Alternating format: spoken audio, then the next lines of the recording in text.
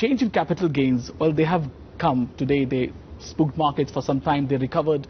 Is a going good of the market one of the reasons why you could take those steps? And is it going to change the mood of the market for a long time, or do you think it's for a short phenomena today? See, this change is primarily a change for simplification of tax regime. So you are aware that the government has been pursuing a regime, a policy to streamline and to simplify its taxation. Indirect taxation in the form of GST, number of tax regimes, number of taxes were merged into one all over the country, making it, one goods, one tax. Similarly, corporate tax exemptions, deductions were removed and the rate of 22% was introduced. Personal income tax, again, a simplified regime was introduced, and last year, we improved it. 68% today, are in that regime. So capital gains also is a move towards simplification. The FM in her budget speech also mentioned about simplification as one of the major themes in Part B of her speech, whether it is for GST, whether it is for customs. The whole Income Tax Act is to be comprehensively reviewed.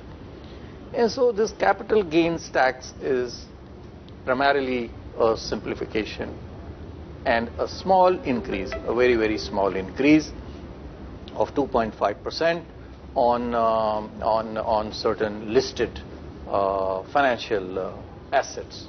So listed, and because others, they were having indexation. So small increase for them, and that's how, it should be looked at. And on the GST reform front, sir, should we set the ball rolling on the rate rationalization? And what about bringing the slabs down the slabs also? What is the... It's a continuing agenda. Simplification in GST has been a continuous agenda. 53 council meetings have happened till now.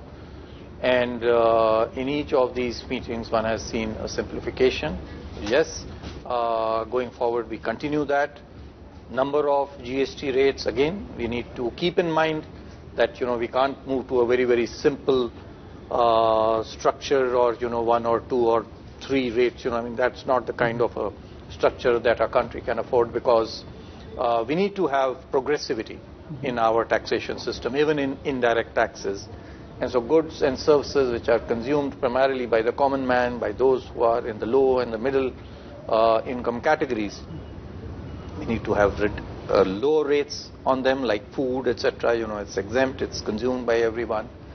And then, those goods which are actually consumed by the richer class, the upper middle class, and the upper class, high income classes, there the rates are high. So there will have to be certain number of rates. The move certainly is, however, to reduce these number of rates. So one last question to you before I go to CEA, sir. On GST collection front, it has been quite buoyant, even 2 lakh crore rupees in the last one of the months. So what is the outlook for GST rate collection, though it is publicly not being announced, but what is the GST collection rate outlook for the next few months and the rest part of the year?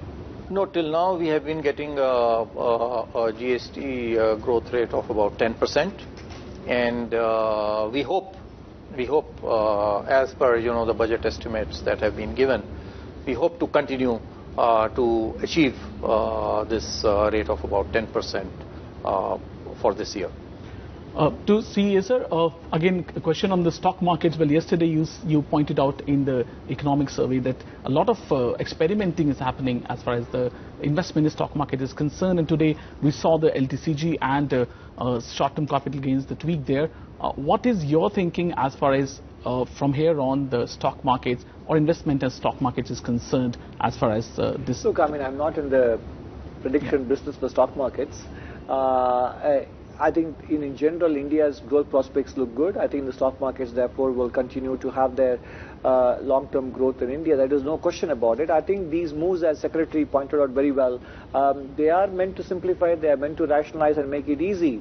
Now, whether the short-term capital gains tax, short-term transaction tax increase, will it necessarily act as a disincentive for speculative activity or not, is something that is obviously one measure is not adequate, and if you are looking for gains in hundreds and 200% because of the embedded leverage in derivatives speculative assets, you are not going to be swayed by a small increase in the short-term transaction tax. But it sends an important signal to investors that we are concerned for them. Because ultimately, in a growing economy transitioning to a middle income status, the gains to long-term investing through direct stocks is going to be much more rewarding, much more durable than speculative investments, and that is the message that these tax tweaks convey.